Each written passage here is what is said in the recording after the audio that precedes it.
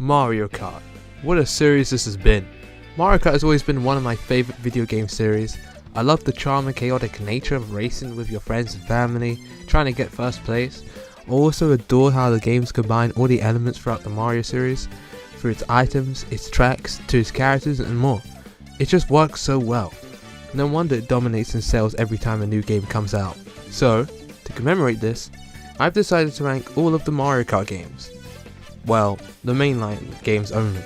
I've never played any of the arcade games, and despite the arguments surrounding it being a mainline game or not, I'm also going to count Tour as well, just because Nintendo for some reason counts it as a mainline game too, especially since how it played a huge role in the Booster Course pass from even existing. I'll be ranking these games based on my least favourite to what I think is the best Mario Kart out of all of them. Also, before I start the list, these are just my opinion. You can have your own thoughts on which game is the best.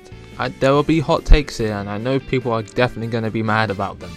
So yeah, don't take them too personally. Without further ado, let's start.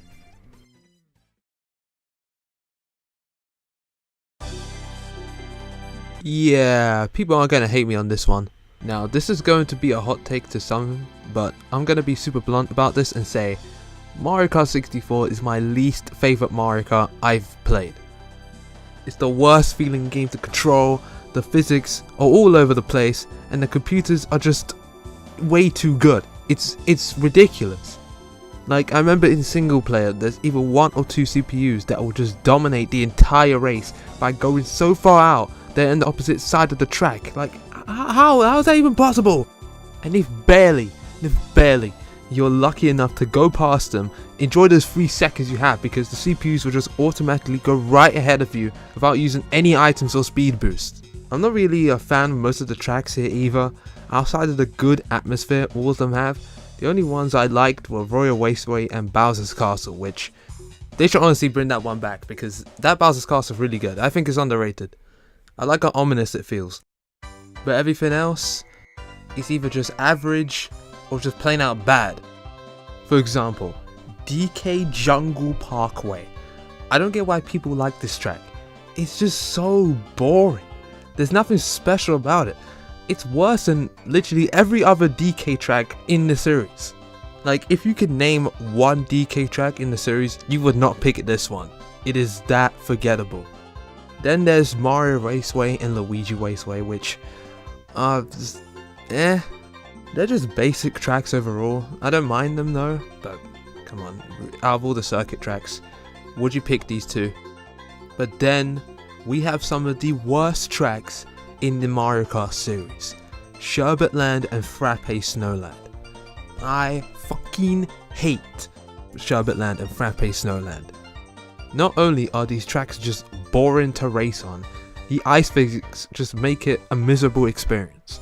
These annoying snowmen do not help either. That you can barely dodge and you will just get hit by, well, 5 of them will result you to get 8th place. The content here is sort of sparse too. There are no unlockables, so every cup is kinda just useless to complete, unless you want 100% the game. It would have been nice to at least have 1 or 2 unlockable characters, but unfortunately there aren't any. The funny thing is that Kamek was planned to be in this game, but just was scrapped to replace Donkey Kong. I feel like they easily could have just added Kamek as an unlockable character or something, and maybe bring back Koopa Troopa along with him. Diddy Kong Racing, on the other hand, is like 100 times better than this game. It has actual unlockables, unique tracks that differentiate themselves with the hover and plane vehicles, and a full-blown story mode the Mario Kart series still has not touched yet. Overall, this game just did not age that well. I don't think it's a terrible game, but I just did not enjoy my time with it. Just like with the next game.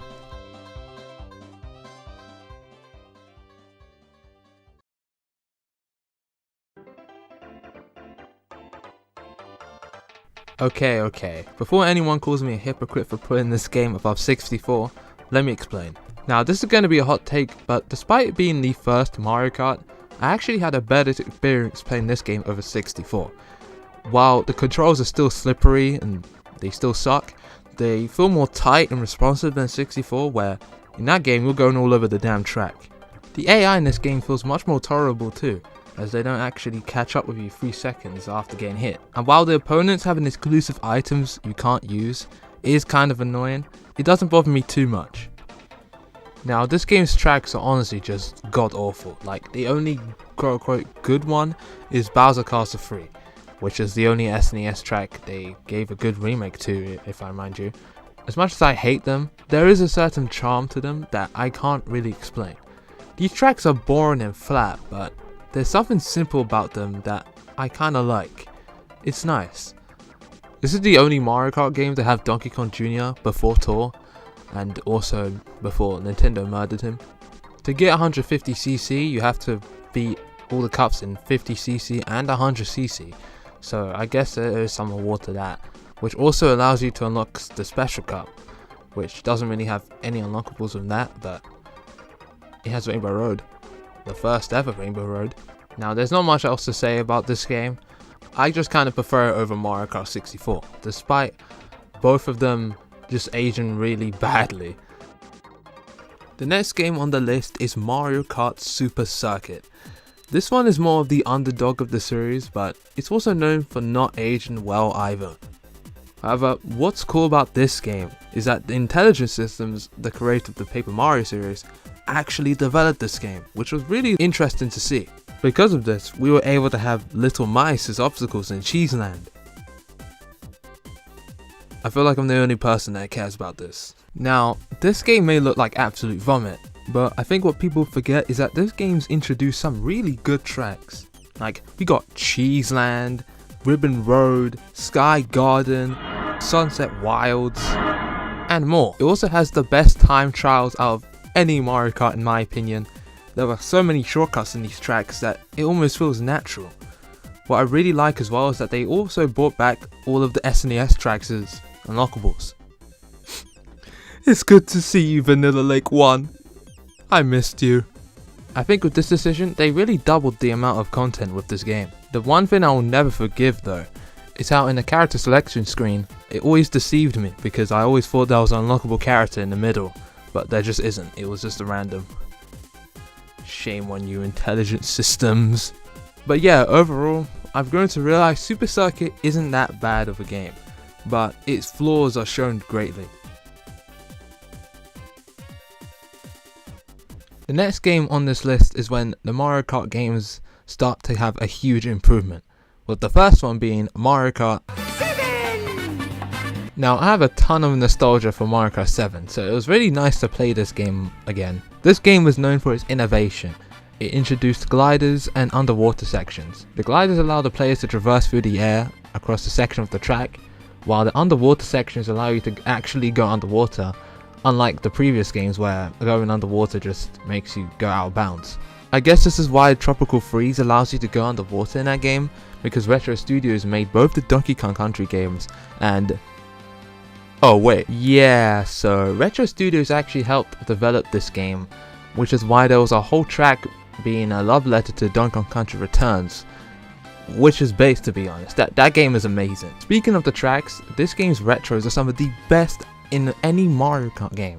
All of the fan favorites are here, but another side of me is kind of upset that Maple Treeway got into this game first, but not Mario Kart 8. And I'm not talking about booster course pass quality. Like, this track would have looked gorgeous in base 8. There were 2 new items introduced too. We got the Super Leaf, which is like really forgettable. It's not even in Tour, so I don't know if they're gonna bring this back in Mario Kart 9. And the Fire Flower, about time to be honest. But also with the return of the coins from Super Mario Kart. This was the greatest mistake they've ever done. Now, it all seems decent at first, but then you get to the character roster and... ooh.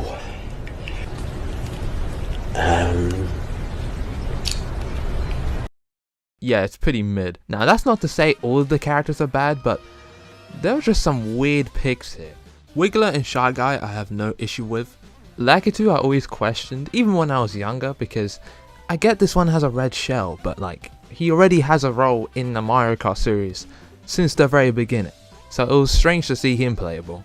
Metal Mario is a cool clone since he's from Mario 64, but I can't avoid talking about how he influenced the creation of Pink or Peach. But then we get to the worst one, Honey Queen. Now, I don't understand why she was chosen when there were so many other Mario characters out there, Like, we could have picked the penguins, the lumas, how you could have picked Lubba. So that way, both the Galaxy games can be represented. But no, you choose the bee? You only appear for like 2 minutes? What's worse is that, how are you going to include a Donkey Kong Country themed track and not add Diddy Kong? Like, you're the same developers. Now, this game also introduced kart customization. It's cool at first, but when you realize Mario Kart 8 stole this idea, and Tour took all of the game's tracks as well, apart from Woohoo Island's tracks, which is an actual crime that they didn't bring them back. The problem with this game is how I feel like there's nothing really to go back to, so playing this game again feels hollow in a way. If this game only had the kart customization, similar to Double Dash with the 2 characters in 1 kart gimmick, people would look back at this game more fondly. But I think what the future Mario Karts expanded on all of these ideas, except for like 3 fins, kinda brought this game down a bit. I think another problem this game has is that there's no versus mode, so if you want to play your favorite track on its own, you gotta go for the whole cup just to play it. The battle mode is somewhat decent. It takes inspiration from Mario Kart's Wii's, which, to be honest, isn't a good thing, but at least it doesn't have to always be team battles. But overall, I still think it's a great game, especially compared to the last 3. Mario Kart DS in my eyes is a very solid game. It has a decent single player with unlockables and an engaging mission mode. The character roster is also pretty good, with the original 8 joining once again, but also having Daisy and Mid as staples. Drybones is a racer and Rob for some reason. I think Rob was a pretty cool deep cut character. He played a huge role in Nintendo's early years, so seeing the angry video games nerds antagonist return after so many years is really out there for Nintendo. Kinda wish they did more wacky stuff like this in their recent games. It's more impactful when they're completely hidden from the player. Outside of the characters, these karts are the best designed here. I love how visually distinct they are from each other. It's way better than to see realistic, boring sports bikes. Like, why is Rambi a kart? I don't know, it's fun and creative. At this rate, we should make Beds a rideable kart at this point. The inclusion of online multiplayer was a huge upgrade for the series, especially since Double Dash was going to have an online mode. There's a very good selection for the tracks too, although there are some few stinkers here and there in my opinion. DK Pass is an example of this. It's not the worst, but it's kinda just there. Not as bad as DK Jungle Parkway though. Now, one issue I have with DS is how it's not as replayable as other Mario Kart games, in my opinion. Once you complete everything, it's kinda left in the dust. And since it's on a portable console, it's harder to find people for multiplayer since people, I hate to say this, don't use the 3DS anymore. I can't believe this is happening. But yeah, Mario Kart DS overall is a great Mario Kart game, despite how ugly it looks. Now, the next game on this list probably has the most diverse of opinions of any Mario Kart, with that being Mario Kart Tour. Now, to be fair, I have a love and hate relationship with this game. I'll get to that in a bit. But I do think this game is a little bit overhated. Like, yeah, you had to pay $50 just to play as Diddy Kong. That's frustrating, but I want to focus on what Tour made impacts that were good first. I think Tour introduced a lot of new things the Mario Kart series needed for a while now. For example, it added multiple paths for tracks, like for example in the Tour City tracks, making them feel more unique from one another. It can open a lot of new gameplay elements. It added reverse tracks. Now, while I would rather have them in Double Dash, I still think they would work really well in this game, and it's about time they were added in the game too. Also added the return of mission mode. Kind of. They're not as expansive as they were in DS, but it's nice to see them back. Also, they added coin shops as a nice feature. While I would prefer unlocking stuff instead of grinding coins, it's a good place to buy small accessories like kart parts and, for example. Overall, Mario Kart Tour is a good game in my opinion, and while it introduced microtransactions back when it first released, I think it's gained its reputation back, especially with the Booster Course Pass. So yeah, that's what I think about Mario Kart Tour. Now let me tell you why I hate this game. The problem I have with Mario Kart Tour is how this game has almost everything I've wanted out of a Mario Kart game. Long requested characters such as Dixie Kong, Kimber Bomb, and Kamek are first introduced in this game. We've also seen the return of Birdo, Diddy Kong, and Petey Piranha before getting added to 8 Deluxe. Characters we've been asking for years are going to be stuck in a goddamn mobile game? Like, why? And like, I bet if Tour was a console game, I don't think it will have this many alts and characters as it does now. Like, it wouldn't have this many alts, it wouldn't have this many tracks, it wouldn't have many of these car parts and gliders. Speaking of the tracks, I feel like some of the design of the retro tracks in this game aren't good. GBA Bowser Castle 3 is a great example of this. Why is it the same as the other Bowser Castle tracks? It had a clear distinct background in the older games, but they just decided to make it the same as the other already similar looking tracks. Mario Raceway has this awkward glass panel for some reason. Koopa Cape is somehow worse than it was in Mario Kart 7, and the list just goes on. Now, these may just be nitpicks, but it's still annoying to see. Next we have is Mario Kart 8 Deluxe, which is known for being, and still is, the longest Mario Kart to date. Released all the way back in 2014. I remember getting this Wii U version for Christmas that year, and playing the hell out of it. I was also super hyped for 8 Deluxe back in 2017, and it hasn't really peaked since then. Now, I wasn't sure if I would include both 8 Deluxe and the original version together, but I decided to combine them since they are still practically the same game. Let's start with the good things first. And this shouldn't be a surprise to anyone because this game looks gorgeous. It still amazes me how beautiful this game looks. From the textures to the backgrounds to the hundreds of little details the devs sprinkled in on each of these tracks, it's incredible. There are so many details that I have not seen or thought about the entire time I played this game because they are so small, yet they include them anyway. Speaking of which, I really like how they took the retro tracks and overhauled them to make them feel completely new. Ruben Road is to be my favourite out of all of these. It looks so energetic and whimsical compared to the original. And let's not forget about the music.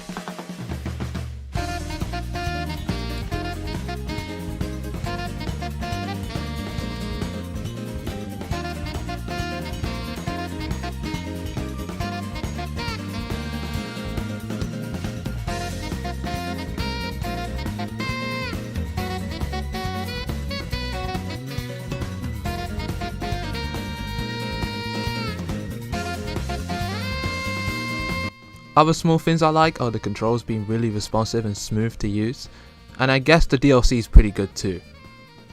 Now let's talk about the bad things. Now I know all of the game's biggest problems have sort of faded away thanks to the booster course pass, but I still find it ridiculous that we had to wait almost an entire decade just for this game's roster to be good.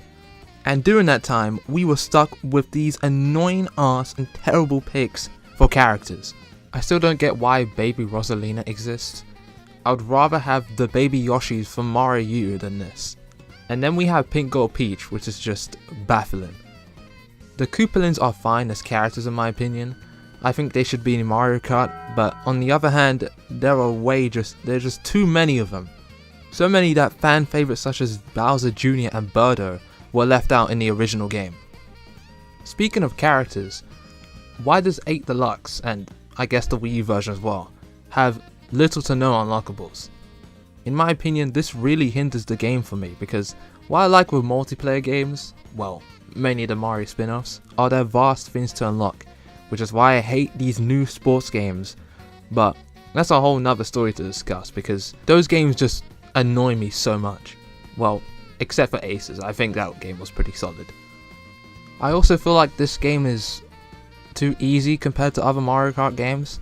The CPUs are so far out from each other on the tracks that it doesn't really feel like a challenge. It feels like a slog at times, so some cups are practically pointless to complete, especially every cup in 50cc. Overall, Mario Kart 8 is a phenomenal game. It sure had its problems, but most of them have been taken out thanks to the DLC, and I've also had a great time playing this game, all the way back in 2014. Also gave us one of the best rivalries of all time, Dashi vs Donkey Kong. Just realized I forgot about the battle mode after recording this, so I guess the battle modes are good. The Renegade Roundup is a cool, unique idea, and Shine Thief's pretty cool, and yeah, I don't play battle mode that much. Now this game was so close to being number 1, but here it is in second place because I think number 1 has a little more going for it. But other than that, Double Dash is an amazing experience. First thing to point out is that the presentation here is incredible. The single player is good, the multiplayer is fun as hell, especially thanks to the newly added double items, and by far has the best battle mode in the series. I don't care what anyone says, this battle mode was peak. This game also had the best newcomers out of any Mario Kart. Most would become staples in the series.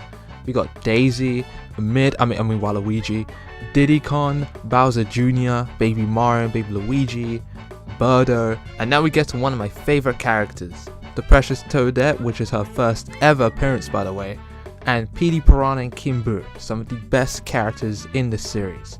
I also love the fact that they were a nod to Mario Sunshine and Luigi's Mansion, the games that came right before Double Dash. And this game was right after Super Circuit, like that is such a huge upgrade. Every track in this game is a banger. They are so well designed and fit right into the Mario world. For example, Dry Desert. Now, this is an odd track to back up my point, but in Double Dash, this track feels so unique. There's a huge tornado that will send players flying, and there's a huge piranha plant that will just eat you without hesitation, and it doesn't just stop there. All of these tracks are just full of life with their colourful landscapes. You got Mushroom Bridge, Baby Park, Dino Jungle, and my personal favourite, Wario Coliseum. Hashtag bring back Wario Coliseum. The controls are so smooth with their tight mechanics of the boost as well. They can definitely be hard to get used to at first, but once you do, I'm telling you, it's one of the most satisfying things to control. There's a lot of strategy in this game, so with the characters, you could either choose to make the decision and pick the best combination, or you can just pick your favourite characters and go from there. So in my opinion, Double Dash will forever be one of the best entries in the series for its uniqueness and will always stand out from the rest of the Mario Kart games. All we need now is for Nintendo to re-release Double Dash on the Switch, or buy the next console. I don't know how they haven't re-released this game yet, or Chibi Robo. But now, let's get on to number 1, which I think is the best Mario Kart, and I know people are going to roll their eyes because it's pretty much a given and what it is anyway. But here it is. And without a doubt, my favourite Mario Kart game in the series is Mario Kart Wii. Now, to be honest, I have a huge bias for this game, but I'm going to try and make it fair and give reasons as to why it's still my favourite Mario Kart, just to make it even. Let's start from when it introduced. While it's not as innovative as Double Dash's 2 racer per kart mechanic, it added a feature that has changed the series going forward, and that is the bikes. These added a huge layer of skill as you were allowed to trick off bumps for the first time. In older Mario Kart games, you were just able to jump off the ledges without any boost, which felt unsatisfying, especially as the characters were just floating in the air. With exceptions like Royal Raceway from 64, Mario Kart Wii's trick mechanic allows you to boost from these ledges with a nice choice of the character stunting, and it feels satisfying to pull off. The game also introduced the wheelies, which are a game changer in the competitive scene, which is probably why Nintendo got rid of them, to be honest. There is a lot of stuff to come back to in this game. There are so many unlockables ranging from characters to vehicles. What I adore is how most of these unlockables have specific criteria to complete them. It was really fun to get the ghost update in time trials, or finding out Rosalina's playable by accidentally playing Super Mario Galaxy for the first time. Imagine if they did something like this with Super Mario Odyssey and you unlock Pauline. The character roster in this game is also really solid. Now I know 8 Deluxe has the best roster now, but I think for its time, Wii was a really good roster. This game's Nitro tracks are some of the most iconic tracks in the series. We got Coconut Mall, Maple Chewy, and Rainbow Road Wii, and so many more. The soundtrack in this game is also really good, it just hits differently. Now don't get me wrong, I love the jazz in Mario Kart 8, I really do. But what I like in Mario Kart Wii is how almost every track has a different instrument as the main melody. Wario's Gold Mine, for example, has banjos taking center stage, and Daisy's Circuit consists of soft pianos and accordions in the background too. It feels so dynamic that I would actually rather have this over than consistent jazz in Mario Kart 8. Not to mention the futuristic style of music used, it's so good and nostalgic. Another thing to talk about are the competitions in this game. Now, the only way to play these now is homebrew the Nintendo Wii, but after you do and try these out, these are really fun. Like, they should definitely bring these back in the next Mario Kart because there's still a lot of potential with these. Every week there is like a new activity or session mission. You can reverse through the track, completing a set of criterias, defeating boss battles, like it's all there. And like I said, the fact that it rotates through every week, I think that's what makes Mario Kart Wii so replayable for me. And finally with the items. Now, the Thundercloud, Mega Mushroom and the Power Block, all new and unique additions. As much as people hate the Thundercloud, and I do too, I will agree it definitely adds to the chaos of Mario Kart. And yeah, that's pretty much all I have to say. And with that, the ranking is now complete. If you watched this from the beginning to end, thank you so much for doing so.